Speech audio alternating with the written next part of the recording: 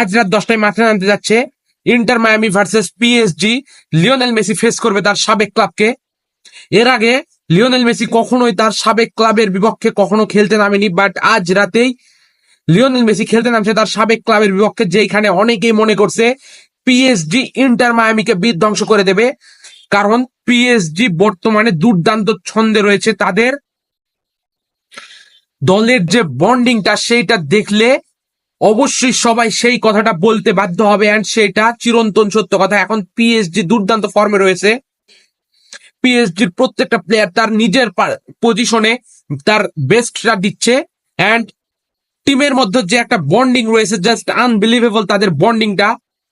So সেই দিক থেকে বললে পিএসজি বর্তমানে খুবই শক্তিশালী একটি দল। বাট এগেইনস্টে যখন আসে অপোনেন্ট যখন লিওনেল মেসি, এইখানে খেলাটা কিন্তু ইন্টার মায়ামি ভার্সেস পিএসজি নয়, খেলাটা কিন্তু বলতে পারেন আপনি ইন্টার মায়ামি ভার্সেস পিএসজি নয়, খেলাটা পিএসজি ভার্সেস লিওনেল মেসির খেলা।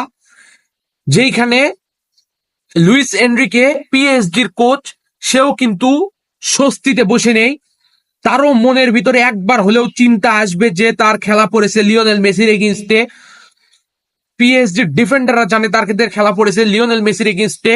সবাই জানে লিওনেল মেসি যদি মিডফিল্ড থেকে একটি বল বের করে দিতে পারে, লুইস সুয়ারেজ সেই বলটি থেকে যদি গোল স্কোর করতে পারে, করে ফেলে দেবে।